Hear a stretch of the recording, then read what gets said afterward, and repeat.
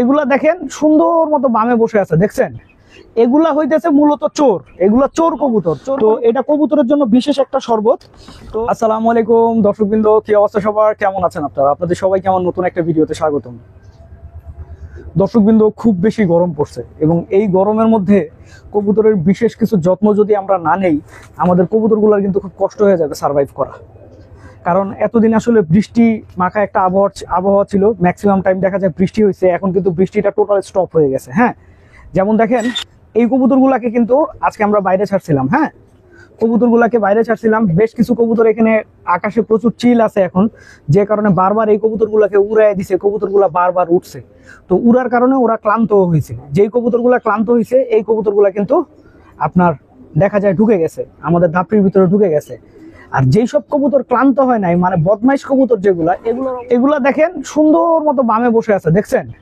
এগুলা হইতেছে মূলত চোর, এগুলা চোর কবুতর। চোর কবুতর কেন? আমি যখন এই কবুতরগুলাকে ছাড়ছি, চিল যখন এই কবুতরগুলাকে ধাওয়া করছে, এই কবুতরগুলা করছে কি আশেপাশের বিল্ডিং এ চিপায় চাপায় বসে থাকছে, যে কারণে এই কবুতরগুলো একেবারেই উড়ে নাই, একেবারেই ক্লান্ত হয় নাই। তো এখন ব্যাপারটা হচ্ছে, আমি কবুতরের জন্য একটা বিশেষ শরবত বানায় রাখছি। হ্যাঁ, এই শরবতের মধ্যে আছে হচ্ছে গুড়, আখের গুড় আর হচ্ছে লেবু, এই দুইটা জিনিস দিয়ে শরবত বানানো। তো এটা কবুতরের জন্য বিশেষ একটা শরবত। তো এই পানিটা কবুতরকে সব সময় ফুল দিয়ে রাখতে হবে। আমার এই যে পানির পাত্রে কিন্তু পানি শেষ হয়ে গেছিল, আমি আবার পানিটা রিফিল করে দিলাম। হ্যাঁ, এই যে দেখেন রিফিল করছি, সবগুলাতে রিফিল করে দিতে হবে। কারণ কবুতর এখন যদি পানি না পায়, সেক্ষেত্রে কবুতরের বিভিন্ন ধরনের সমস্যা আসলে হতে পারে।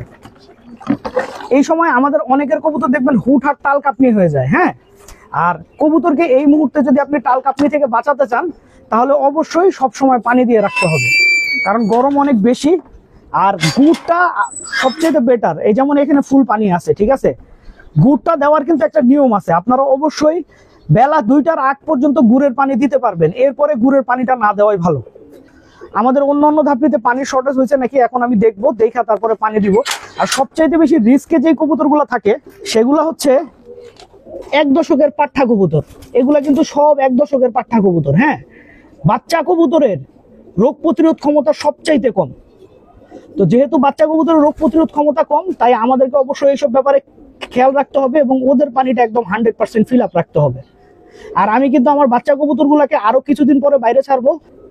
তো এগুলোর বয়সটা যত বেশি হবে, তত পাল্লা দিয়ে আসলে আমি মজা পাবো। তো দর্শকবৃন্দ, এখন থেকে আমি আসলে চেষ্টা করতেছি এরকম ছোট ছোট ভিডিওর মাধ্যমে আপনাদেরকে এই ধরনের বেশ কিছু প্রয়োজনীয় ইনফরমেশন গুলো দেওয়ার। আপনারা সবাই ভালো থাকবেন, 5 ওয়াক্ত নামাজ পড়বেন। আসসালামু আলাইকুম।